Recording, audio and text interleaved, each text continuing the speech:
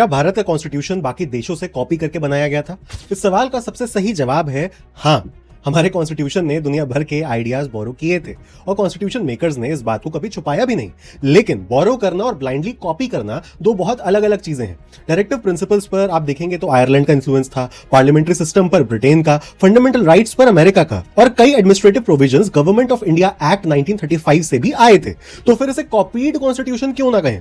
Interesting बात यह है कि यह क्रिटिसिज्म आज का नहीं है। 4 नवंबर 1948 को डॉक्टर बी आर अम्बेडकर ने कॉन्स्टिट्यूएंट असेंबली में इसी क्रिटिसिज्म का जवाब दिया था। उनका आर्गुमेंट बड़ा सिंपल था। दुनिया में मॉडर्न कॉन्स्टिट्यूशंस पर 100 साल से ज्यादा एक्सपेरिमेंटेशंस हो चुके थे। बेसिक कॉन्स्टिट्यूशनल आइडियाज पहले ही टेस्ट हो चुके थे। तो सिर्फ ओरिजिनलिटी दिखाने के लिए हर चीज नई इन्वेंट करना बेवकूफी होती है। असली काम था दुनिया से सीखना, कमियां समझना और आइडियाज को इंडियन कंडीशंस के हिसाब से मॉडिफाई करना। गवर्नमेंट ऑफ इंडिया एक्ट 1935 से बोरोइंग पर अंबेडकर साहब ने साफ कहा था, बोरोइंग में शर्म की कोई बात नहीं है, कॉन्स्टिट्यूशनल आइडियाज पर किसी का पेटेंट नहीं होता। और उन्होंने ये भी क्लैरिफाई किया कि 1935 एक्ट से ली गई बहुत सी चीजें एडमिनिस्ट्रेशन की डिटेल्स थी। अब फर्क देखिए, ब्रिटिश रूल के आखिरी इलेक्शंस में टोटल पॉपुलेशन के रफली 14% को ही वोट करने का अधिकार था। हर एडल्ट इंडियन को वोट का राइट नहीं था। लेकिन हमारे कॉन्स्टिट्यूशन ने हमें दिया यूनिवर्सल एडल्ट फ्रेंचाइज। एक गरीब अनपढ़ इंडियन का वोट भी उतना ही वैल्यूएबल जितना किसी इंडस्ट्रियलिस्ट या हाईली एजुकेटेड इंसान का था। और कॉन्स्टिट्यूशन शुरू होता है we the people of India से, यानी एडमिनिस्ट्रेटिव स्केलेटन के कुछ पार्ट्स कॉलोनियल लॉ से आए होंगे,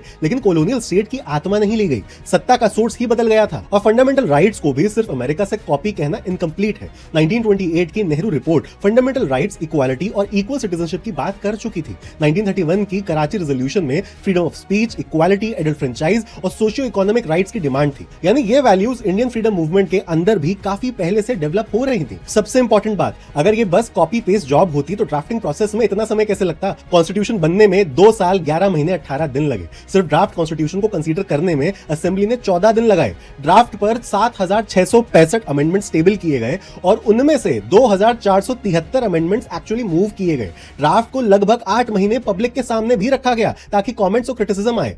अब इसे क्या कहेंगे? आइडियाज बाहर से लिए गए, हाँ, लेकिन उन्हें डिबेट किया गया, मॉडिफाई किया गया, रिजेक्ट किया गया और इंडियन रियलिटी के हिसाब से रीडिजाइन किया गया। इसलिए इंडियन कॉन्स्टिट्यूशन को बोरोड कहना गलत नहीं है। कॉन्स्टिट्यूशन मेकर्स खुद बोरोइंग मानते थे, लेकिन उसे सिर्फ कॉपी पेस्ट डॉक्यूमेंट कह देना बोरोइंग और प्लेजरिज्म का फर्क मिटा देता है। और शायद इस डिबेट की सबसे इंपॉर्टेंट लर्निंग भी यही है। दूसरों से सीखना ओरिजिनलिटी की कमी नहीं होती। सवाल सिर्फ इतना है, आपने जो सीखा उसे ब्लाइंडली कॉपी किया या समझकर अपनी सोसाइटी के लिए बेटर बनाया।